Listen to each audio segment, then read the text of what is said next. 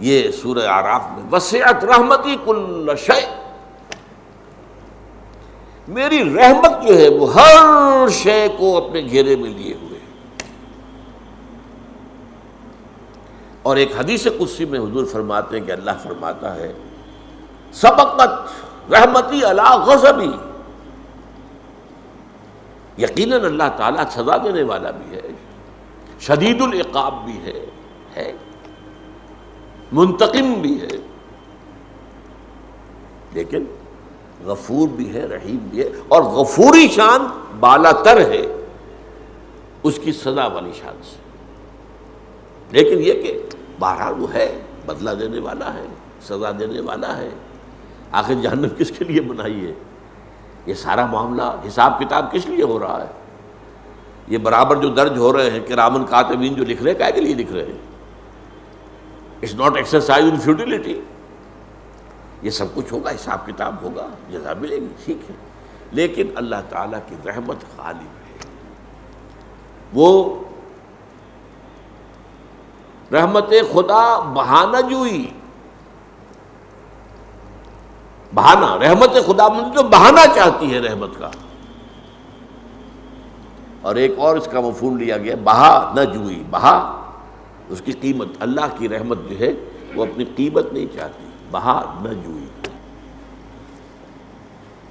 اس اعتبار سے یہ جو ہے منطق پر بالا تر ہے اللہ کی رحمت، اسی لیے قرآن مجید میں 4 جگہ آیا ہے وَهُوَ أَرْحَمُ الرَّاحِمِينَ، وہ تمام رحم کرنے والوں سے بڑھ کر رحم کرنے والا ہے۔ حضور نے ایک دفعہ صحابہ کو بتایا، سوچو تم، کوئی ماں کبھی چاہے گی کہ اس کے بچے کو آگ میں ڈال دیا جائے؟ تو اللہ کی یہ مخلوق، اللہ تو نہیں چاہتا۔ قرآن مجید میں آیا بھی ہے ما یفعل اللہ بعذابکم، اللہ کو کیا لینا ہے تمہیں عذاب دے کر، ان شکرتم، اگر تم اللہ کے شکر گزار بندے بنو تو اللہ کو کوئی شوق نہیں ہے۔ وہ جو کہتے ہیں کچھ لوگوں کو پسند ہوتا ہے دوسروں کو اذیت دینا، وہ دوسروں کو اذیت دے کر خوش ہوتے ہیں، اللہ معاذ اللہ معاذ اللہ ثم معاذ اللہ، ایسا نہیں ہے۔ ما یفعل اللہ بعذابکم، تو رحمت خدا بندی بہانہ نہیں جوید، وہ تو بہانہ چاہتی ہے، کوئی نہ کوئی بات ہو، بنیاد ہو تو رحمت آ جائے گی۔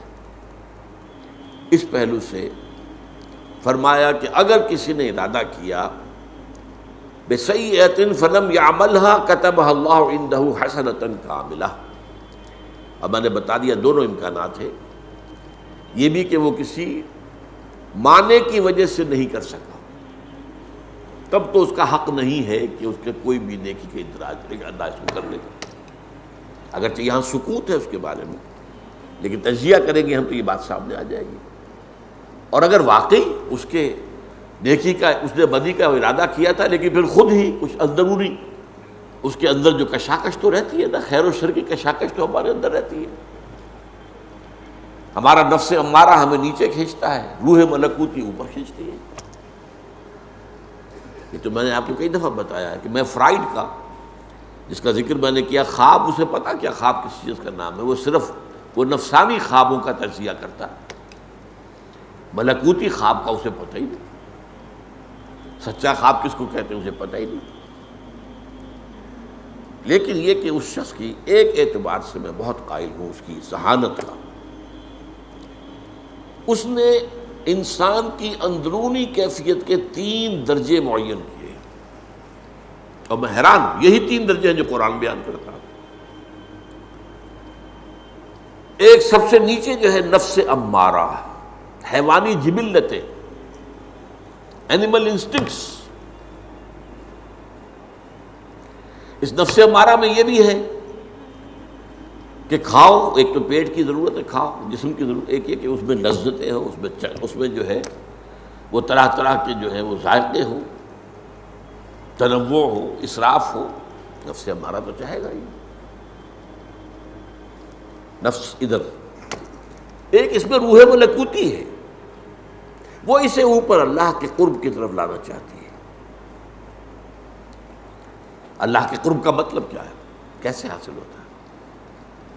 جو مقصود ہے تصوف کا، قرب خداوند، اس کے دو مرحلے، دو مراتب ہیں جو قرآن حدیث میں بیان ہوئے، جو حدیث اگلی جو ہم پڑھیں گے۔ اچھا، یہ ہے اوپر ملکوتی، یہ ہے نیچے نفس امارہ، بیچ میں ہے قلب۔ قلب کہتی اس شے کو جو بدلتا رہے۔ قلب کے معنی کیا ہے؟ بدل جانا۔ انقلاب کسے کہتے ہیں؟ نظام بدل جائے، بادشاہی نظام ختم، جمہوری نظام آ گیا، فرینچ ریولوشن۔ سرمایہ دارانہ نظام ختم اور کمیونزم آ گیا، بولشوک ریولوشن۔ شہنشاہ ایران کی حکومت ختم، مولوی جو ان کے علماء ہیں ان کی حکومت آ گئی، چینج، انقلاب۔ اور قرآن میں آتا ہے قلب لک الامور، الٹتے کوشش کرتے رہے، آپ کا ارادہ یہ ہے، وہ پلٹتے ہیں، الٹتے ہیں۔ تو در حقیقت یہ قلب جو ہے، اور سب کو معلوم ہے، یہ عضو ایسا ہے جسم کا جس کے لیے ریسٹ ہے ہی نہیں۔ دماغ بھی ریسٹ مانگتا ہے، اسے نیند چاہیے۔ البتہ یہ ضرور ہے کہ آپ بہت زیادہ سوئیں گے تو دماغ تو چکی چلنی شروع ہو جائے گی، جو اس کی ریکوائرمنٹ ہے وہ پوری ہو گئی تو وہ دماغ چلنا شروع ہو جائے گا، وہ خواب دکھانے شروع کر دے گا آپ کو، تو ٹیپ سٹارٹ ہو جائے گی۔ اور اکثر و بیشتر نفسانی خواب ہی ہوتے ہیں، نفس امارہ کے ہوتے ہیں، جن کا باہر جو ہے فرائیڈ ہے۔ اب قلب یا تو بھچ رہا ہے، سکڑ رہا ہے، یا پھیل رہا ہے، اور اس کے لیے ریسٹ کا کیا مطلب ہے؟ موت۔ تو اب آپ نے سمجھا۔ اب فرائڈ کیا کہتا ہے؟ نمبر نیچے کا جو ہے وہ ہے اڈ یا لیبیڈو، انسان میں جو حیوانی تقاضے ہیں اور حیوانی جو اس کے وہ انسٹنکٹس ہیں، جبلتیں ہیں، اور اس کے اوپر جس کو ہم قلب کہتے ہیں وہ ایگو کہتا ہے، ایگو خودی، اور جو اوپر روح ہے اس کو نہیں پہچان سکا، یہ کس شے کا نام ہے صحیح اوپر کوئی اور چیز، وہ کہتا ہے اس کو سپر ایگو، اور اس کو ڈیفائن کرتا ہے کہ معاشرے میں جو نیکی اور بدی کے تصورات ہوتے ہیں وہ انسان کو ہانٹ کرتے رہتے ہیں، یہ بھائی تم دیکھو یہ کام نہ کرو، لوگ کیا کہیں گے۔ تو وہ جو ایک ہوتا ہے معاشرے کے اندر اثر، وہ اس کے اوپر، اس کی ایگو کے اوپر ایک طرح کی مزید ایک رکاوٹ روکتا ہے۔ قرآن نے جو بتایا، جو علم النفس مجھے حاصل ہوا قرآن سے اور حدیث سے، کہ ایک نفس امارہ ہے، ایک روح جو ہے اللہ کی، نفخت فیہ من روحی،